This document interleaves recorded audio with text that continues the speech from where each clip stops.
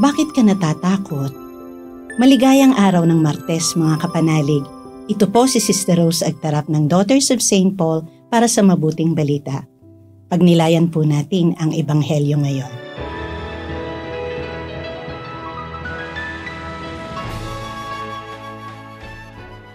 Sumakay si Jesus sa bangka at sumunod sa kanyang mga alagad niya. Walang ano-ano'y nagkaroon ng malakas na bagyo sa lawa at parang matatabunan na ng mga alon ang bangka. Ngunit tulog si Jesus. Ginising siya nila na sumisigaw. Panginoon, saklolo! Mamamatay tayo! At sinabi ni Jesus, Bakit kayo natatakot? Kayong napakaliit ng paniniwala. Bumangon siya at inutusan ang mga alon at hangin at tumahimik ang lahat. Nagulat ang mga tao at sinabi nila, Anong klaseng tao ito? Sumusunod sa kanya pati ang hangin at dagat.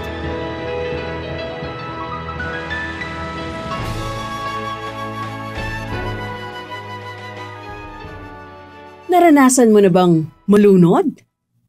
Anong una mong sigaw?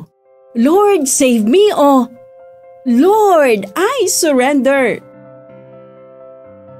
Minsan, pinaglaruan ako ng mga alon. Pabalik-balik akong hinihila at hinahampas. Sisinghap-singhap ako noon. Pumasok na sa bibig ko pati sa tainga ang buhangin. Lupaypay na ako. Nakita ko na ang sarili ko na lumulutang papataas sa loob ng isang tunnel hanggang may naramdaman akong may humugot sa kamay ko pabalik. Tanda ko na matibay ang kamay. Hinila niya ako hanggang makarating ako sa dalampasigan. Bumalik ang alaala kong yon nang mabasa ko ang mabuting balita ngayon.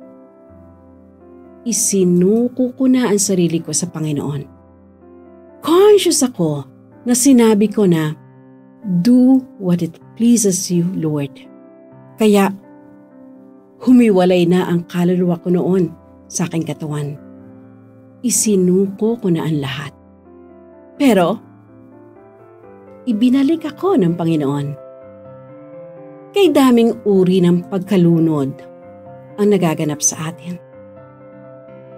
Noong World Youth Day last year sa Lisbon, Portugal, sinabi ni Pope Francis na marami sa atin ngayon ang nawawala ng pag-asa, maging sa nakatatanda at kabataan.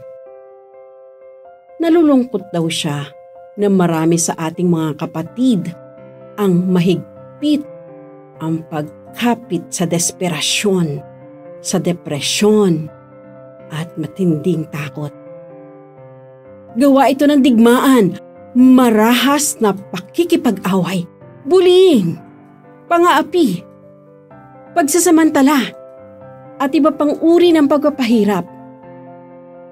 Lunod na, give up na. Kapanalig, may pagkakaiba ang sumusuko sa isinusuko. Sumusuko sa buhay dahil bumitiw na. Isinusuko ang buhay dahil isinasa kamay na ito sa Diyos. Ang Diyos ang gumalaw para sa akin kaya't nagawa kong isuko ang kalooban ko sa Kanya. Kapanalig, in case na ibig mong sumigaw ngayon ang Lord, save me! Gawin mo itong hindi selfish at hindi demanding, kundi magsumamo na puno ng pag-asa at pananampalataya. Mga kapanalig, support our Paulines mission. Subscribe, like, and follow Paulines on our social media accounts. Donate through our donations channels to help us continue our ministry. Ipadala po ninyo ang inyong mga intensyon at kahilingan at makakaasa kayo na isinasama namin kayong palagi sa aming panalangin araw-araw. Ito pong muli si Sister Rose na nag-aanyaya sa inyong manalangin kasama ni San Ignacio ng Loyola. Panginoon, turuan mo akong maging bukas palad.